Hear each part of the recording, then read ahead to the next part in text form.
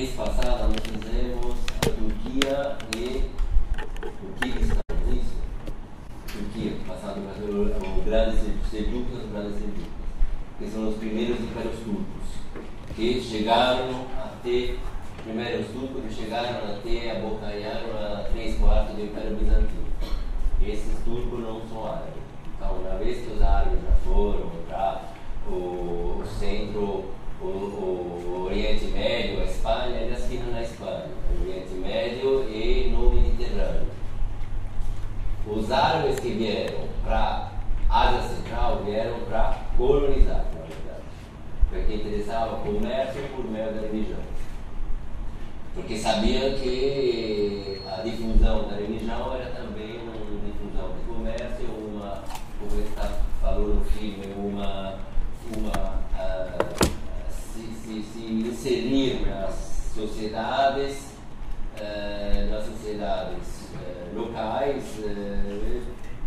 arabizar, na verdade, através da religião, por meio da religião, arabizar as duas populações. A população é mais interessante e mais forte, conseguiram por Seljucos, que nós fizemos no mês passado, no Grande Império. Outros turcos, depois dos Seljucos, não têm essencialmente grande e importante famílias turcas do Império Turco. Por quê? Porque a um certo ponto, em volta do Seljucos era 1070.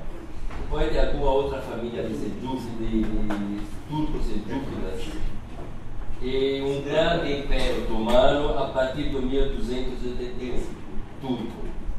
Porque Osman era o chefe da tribo, então todas as tribos obedeciam a esse Osman e aí se chamam otomanos. A partir dessa data, 1281, um pouco antes, se mexeram também os grandes mongóis.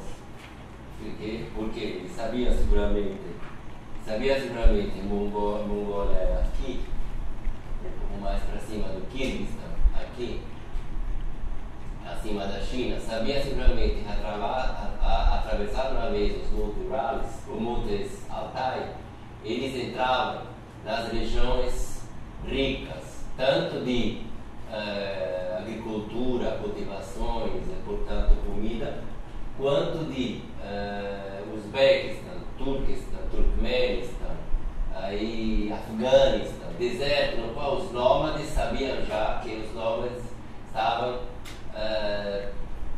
traficando para a rota da seda até a China, que essa é uma grande linha de riqueza, importação e exportação. Claro, ele hoje fazia, naquela época os nômades faziam, e portanto se distribuíram. A cidade árabe é importante, como estava falando antes, Samarcanda, Bukhara. Essa rota da seda passava exatamente por essas regiões aqui mais ricas. Então, os mongóis decidiram que agora era a vez deles. Por quê? Porque faltava comida provavelmente para todo mundo e os turcos pressionavam para ocupar os territórios mongóis. Os mongóis decidiram de assumir as populações turcas pequenas, que não era aquela do grande Seljucos otomanos, como exército. Então, como exército mercenário, que já tinha trabalhado para o califa de Bagdá.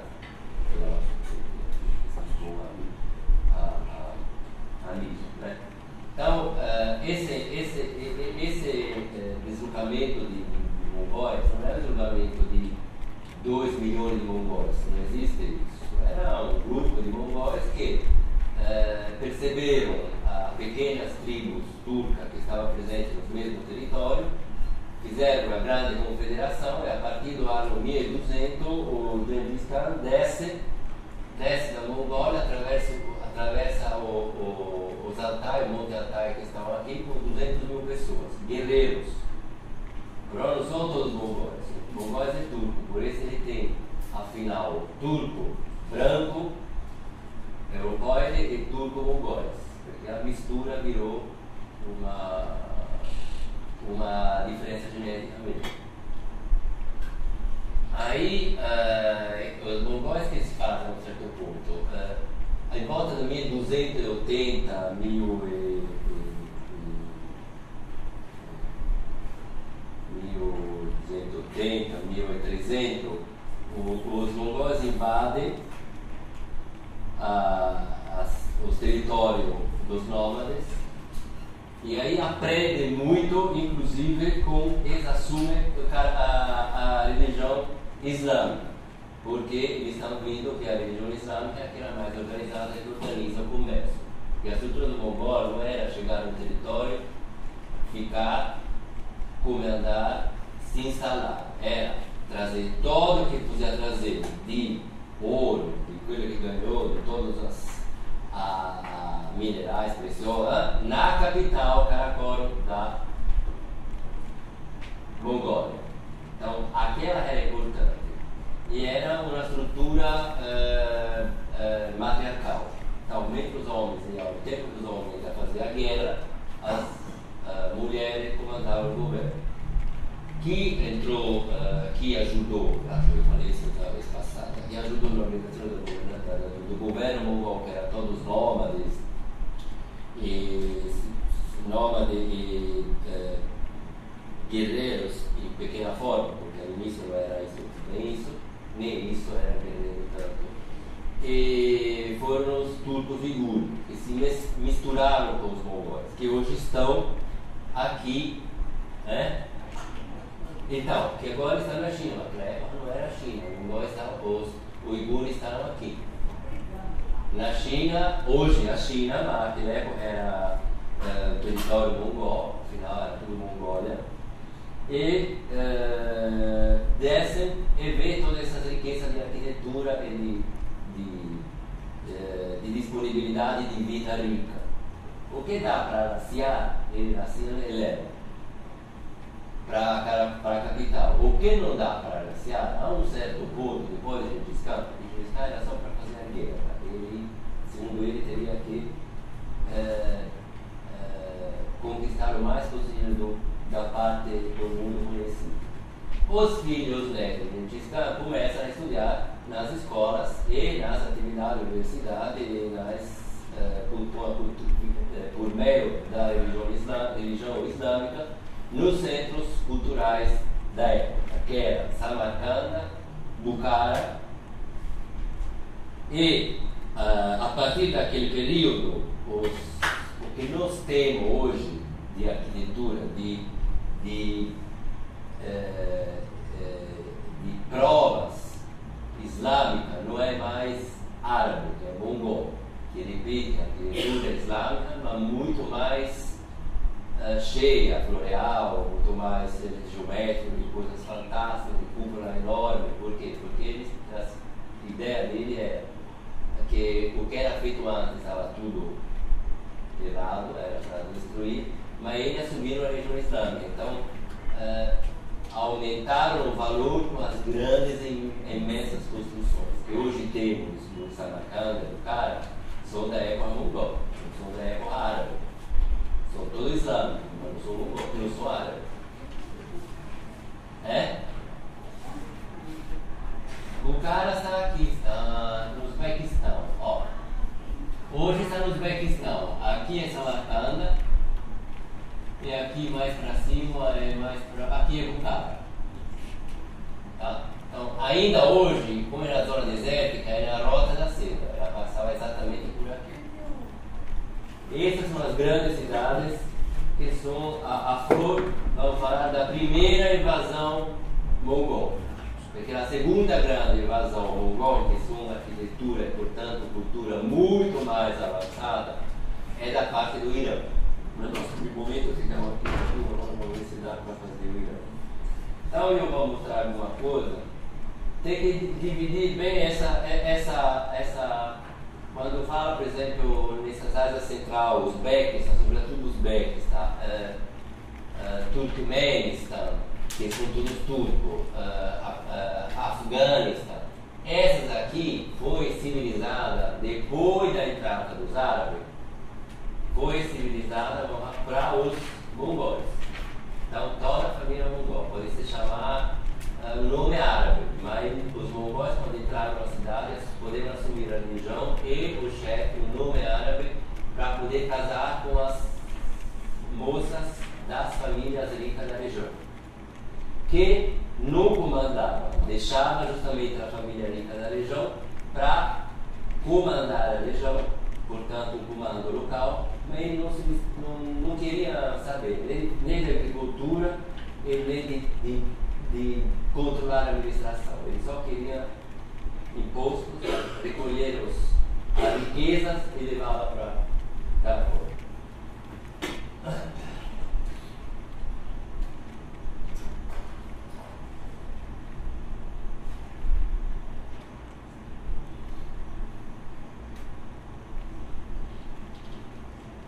Quando o filme de antes falava que esses são no período de Bukhara, 1300,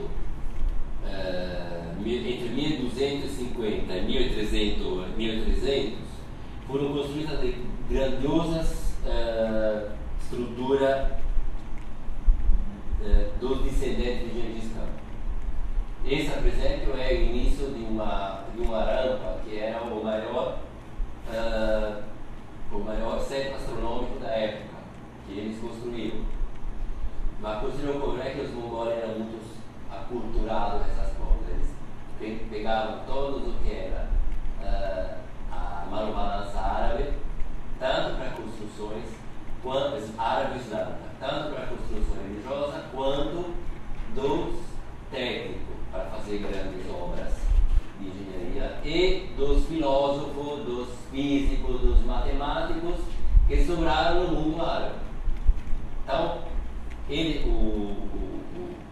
foram que começaram a construir essas grandes, por esse Bukhara, o Samarcanda tão famoso, porque foram os primeiros a desenvolver uma visível grandiosidade da expressão não pode dizer da cultura mongol, mas da expressão da potência mongol que conquista a Ásia Central.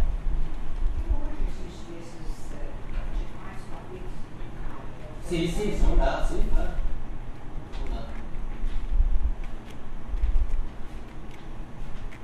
Esse aqui é o início, né, para subir lá para ver as estrelas, tem um certo percurso.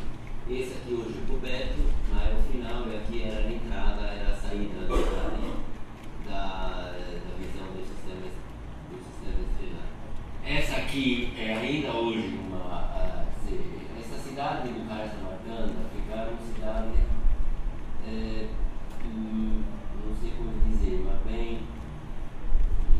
de uma estrutura bem familiar islâmica, mesmo que ele não seja hoje muito islâmico, porque a Rússia,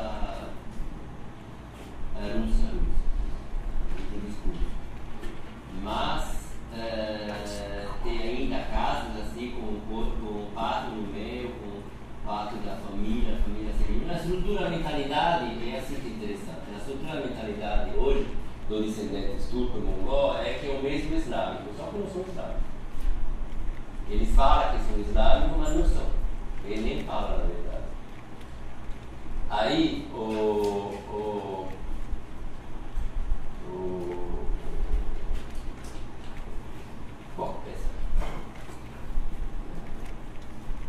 porque os mongóis assumiram o Islã e as atividades árabes de construção, sobretudo porque aquilo que dá para ver hoje, que resta disso, para mostrar a potência. Mas na verdade eles sempre ainda hoje são xamãs, tipo pajé. Eles acreditam no pajé que prevê o futuro, só que hoje não acontece, mas naquela época o pajé não prevê o futuro. Não que o chefe, o cão queria e cortava a cabeça. Aí acaba. Aí assumiram o Islã. Mas mesmo assim não são muitos islâmicos. Essa aqui é a cidade de Samarcanda. Você vê que tem a grande praça, como eu falei exatamente no filme, grande praça governada por 3 grandes mesquitas, que é o centro do centro, e que é esse aqui é o que depois vamos chegar com as fotos, porque aqui é o resto mais monumental, que fica ainda mais monumental. cálculos que fazia na época, e que é comparado com aquilo de hoje, para ver que eles erraram, na verdade, de algum segundo, né? De algum segundo que podiam ter errado. Na situação de Saturno, a posição de Saturno, de Júpiter, de Marte, de Vênus e de Mercúrio. Então, como é que eles faziam? Sempre teve essas atividades assim de perfeccionamento técnico, não pelos mongóis, pelos árabes. Os mongóis se apropriaram. Esse aqui é os desenhos do original, que era construído em volta daquela rampa. Essa era a rampa vertical, em volta dessa rampa.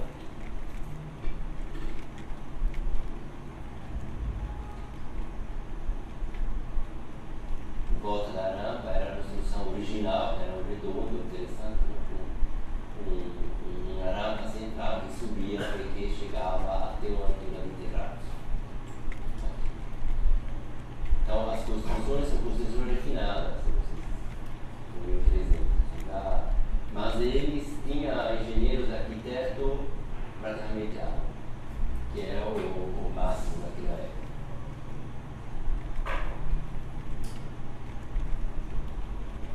Essa aqui é a vista daquela rampa que sobe, e que apoia em cima desse, vamos dizer, coliseu. Não é uma coliseu. É uma base circular, furada com arcos que sustenta essa rampa.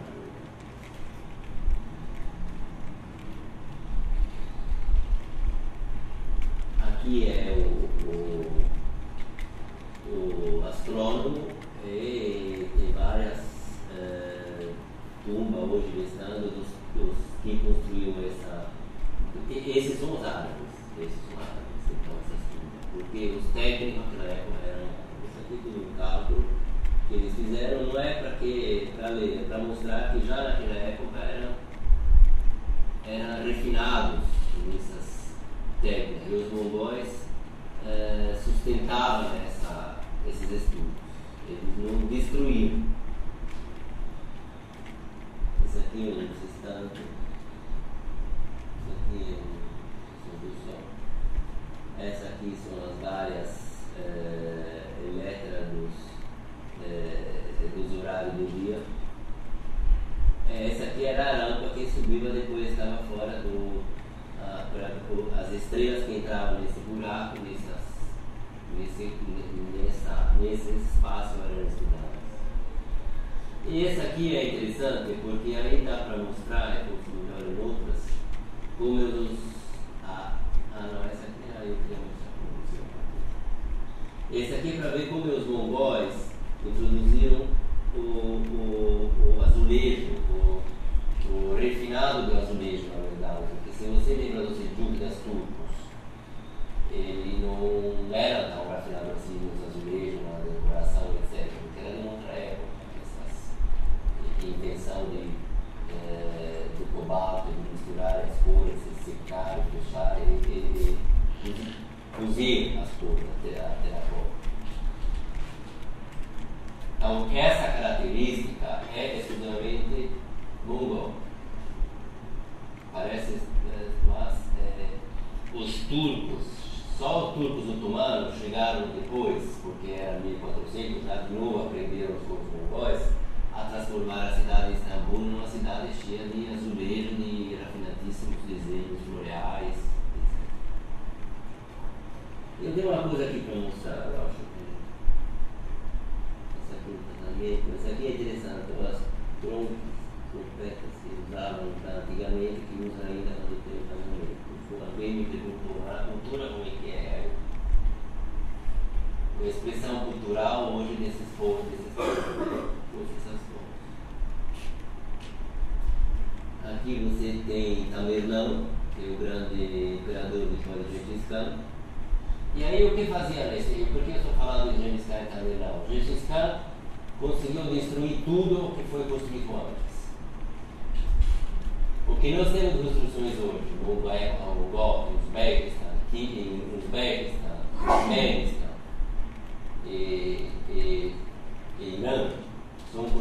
civilizações depois do Gengis Khan e depois do Ulugbek, quer dizer, depois de uma estrutura mongol que destruiu tudo. Por exemplo, Samarcanda estava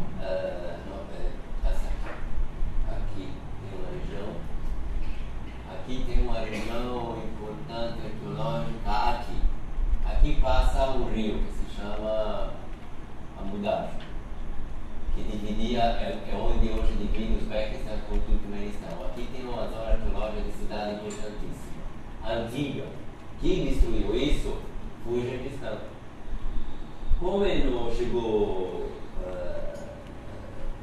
achava que era muito grande para conquistar com os árvores, etc., abriu uma diga aqui, inundou e uma noite acabou com a cidade. Parece uma historinha contada assim, mas afinal, para não fazer muita história, mas é assim. Então, a ideia dele era chegar o mais rápido possível no Mediterrâneo, onde ele sabia que tinha a riqueza de todos os árabes, sobretudo o Califato de Bagdá.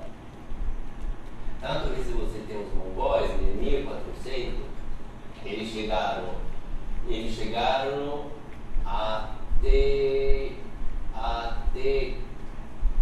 aqui é Istambul, aqui é Ankara, aqui é Sivas.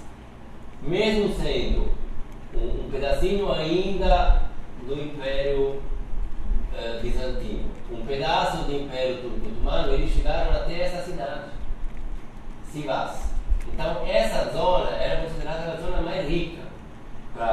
Então, a pressa dele era chegar lá. Como? Não entendi. O Rio Tejo? É em Portugal, o Tejo. Ah, não, é mais para lá, é mais para lá. Não, é mais para lá, é mais para lá. É Mediterrâneo para lá. Qual é a grande importância do mongol? Não é da subvalorizar, que eu gosto.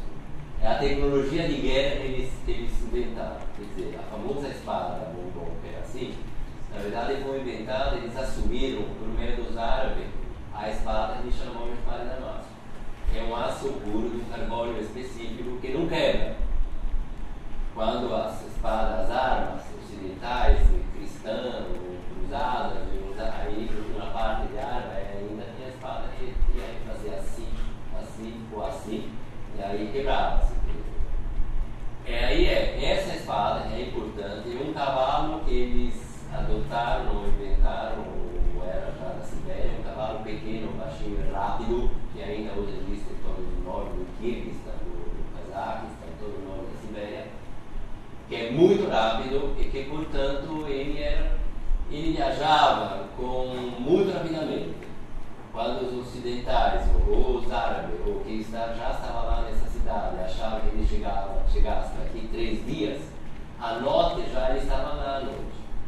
Primeiro porque trocava cavalo o tempo todo. Segundo porque nunca descia da cavalo. Depois era esse cavalo rápido e essa espada aqui que permitia de poder matar o mais possível de pessoas de cavalo, sem descer do cavalo. Por isso ele foi assim uma... Você está rindo, né? Eu gosto dessa história. Ah? Não é legal? Porque pensa bem, um povo a gente não se sabe quem é, de onde vem, quando vai, chega e provavelmente aparece no Ocidente até, porque eles chegaram até a Germânia, a atual Alemanha, romanos, chegaram em 200, se transferiram, 1200 chegaram até o centro da Europa. Os mongóis, quando que é muito comprida a história. Quando Gengis Khan morreu, dividiu o território, se dividiu o território, uma parte da família que se dividiu de irmãos, primos, etc., e ocupou a parte da Rússia. Isso é muito bom.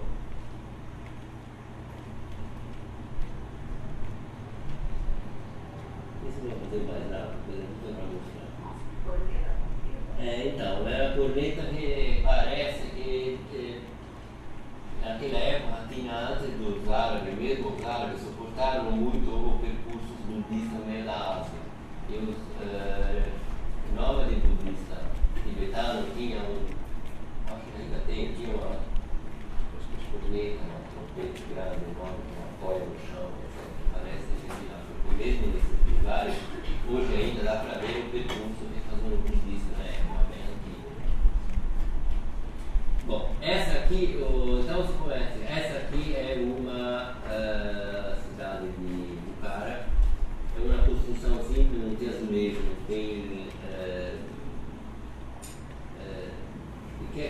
parte uma coisa, uma escola, uma madrasa.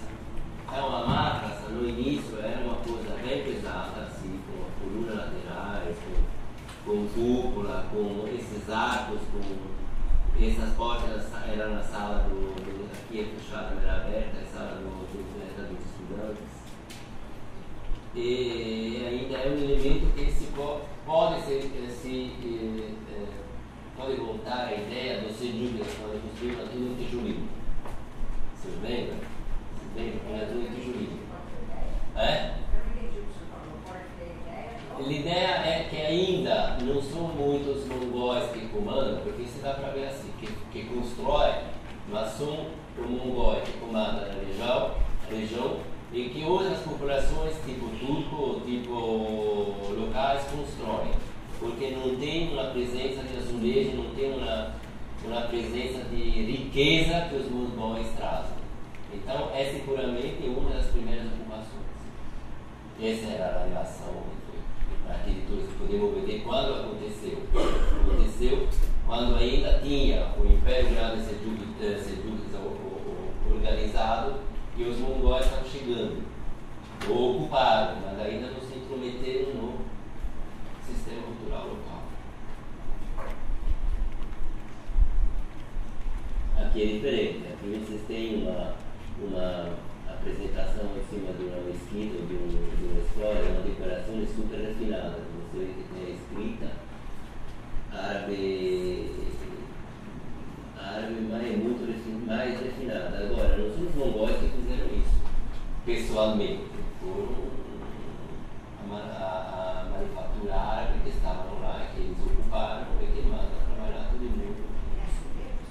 Azulejo. E azulejo é um pedacinho, os árabes de azulejo. Então, é uma coisa super refinada. Se você imagina isso, você fala, os mongóis fizeram isso, não é que eles mesmos fizeram, eles encomendavam porque tudo que eles fizessem fosse maior do que tinha acontecido, do que tinha antes. Aquilo que não podia ser maior, destruído.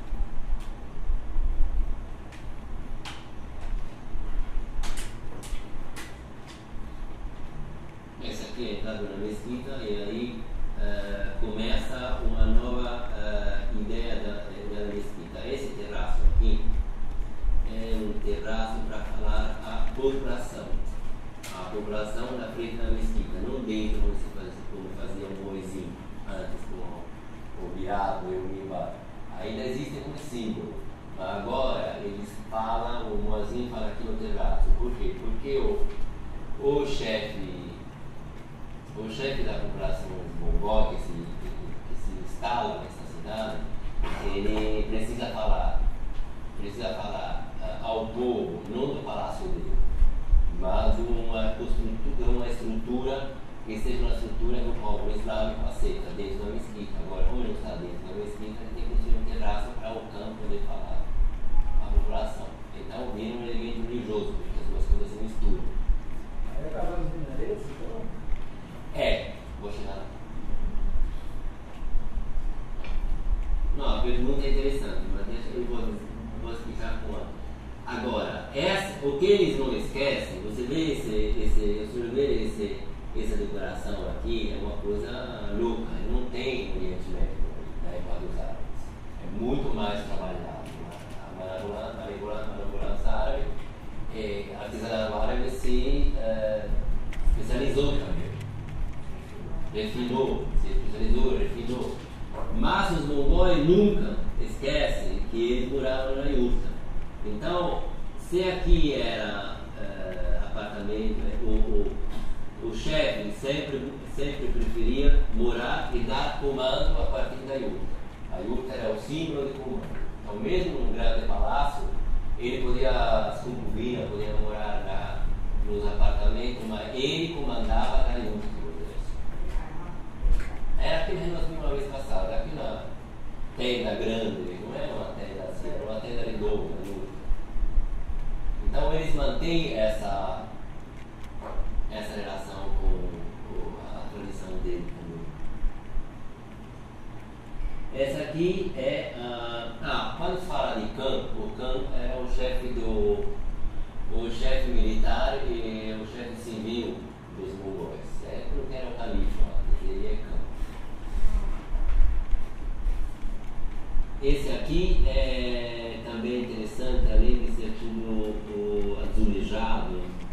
muito mais que a época anterior dos árabes.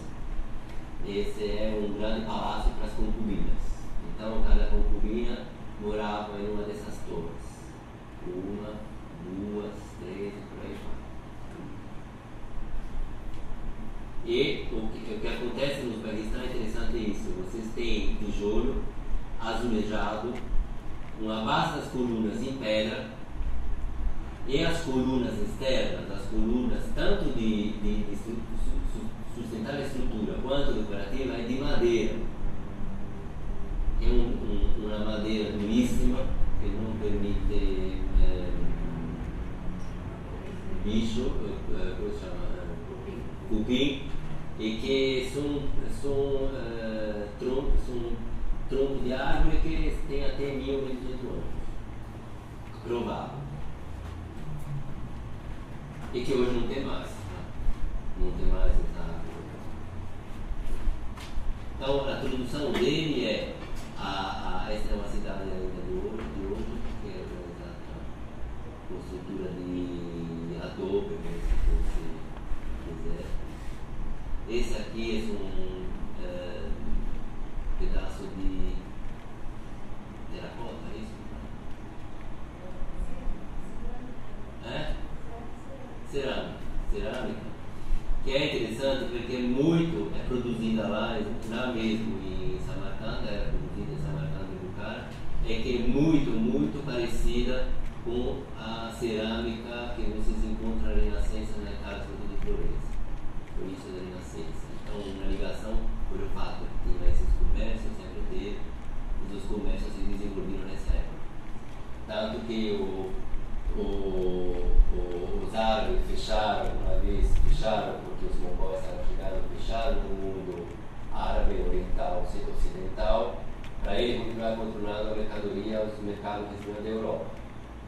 E tem um tratado, um acordo entre os mongóis, porque eles se acordaram com tudo, um acordo com o Papa Leone X para aceitar que ele aceitasse a guerra no Oriente Médio para poder liberar o Papa Leone X pediu, de acordo com os mongóis, que ele entrasse em guerra com os árabes para poder liberar o comércio no Oriente Médio. Não só por isso para o comércio, porque o Vaticano a igreja recolhia o 10º de todas as pessoas do Oriente Médio, e que acolhia o 10º para as igrejas do Oriente Médio eram famílias coletivas diferentes, que comerciavam, então já que estavam lá, usavam o dinheiro da igreja. Parece uma novela? Bom, e aí os mongóis chegaram a essa história aberta. Por quê? Porque a ideia era chegar até Roma, sem destruí-la, com o acordo do Papa. Então, esses elementos aqui a gente encontra seguramente na zona renascimental, no período de nascimento da Itália. Essa aqui aí de fato é que falou, o minareto vão desaparecer. O minarete vão desaparecer mais tarde, vão chegar, vão mais tarde, mas já agora, eles não são mais minaretes da mesquita do lado da mesquita, mas são minaretes de uma torre de observação, torre de chamada, tanto religiosa quanto de avisar do perigo. Então elas são construídas no meio de uma praça, seguramente perto da mesquita, mas não fazem parte da mesquita. Então, é praticamente uma torre, você vê, sobe ainda aqui tem a janela que avisa, etc. Então não é só de função religiosa, é função civil também. A partir de um período mais tarde, esse aqui vai desaparecer e vai virar só um símbolo. Na Ásia Central, não é Oriente Médio. Essa aqui é uma parte de azulejo. Essa aqui então é uma importante. Você vê as torres, já chegamos aí. Então aqui está no 1300 e 1350, 1400. Essa riqueza aqui é do descendente de Gengis Khan, mas não é de Tamerlão, deve ser de Uzbek, que era o neto. Já estamos no 1400. Aí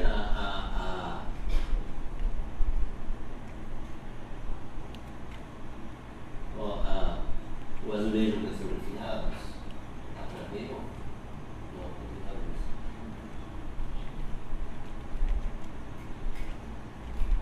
Em cima.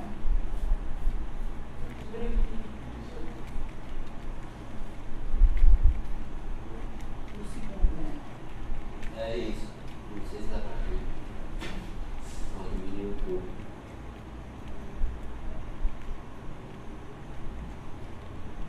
Dá para ver bem azulejo? É? Tá. Você vê que são azulejo bem refinado, a escrita já é uma escrita de origem mais, não é curva como é a persa, como anteriormente era era anterior toda curva, os árabes não é escrito, a língua árabe não é usada a curva como uma decoração, aqui a decoração da escrita é mais fundida, mais até refinada, é menos grandiosa, assim, mais delicada. Só que é escrita, uma antiga escrita que se chama cúfica, o árabe está com ângulo, né? As letras são ângulos, não são redondas como depois vem os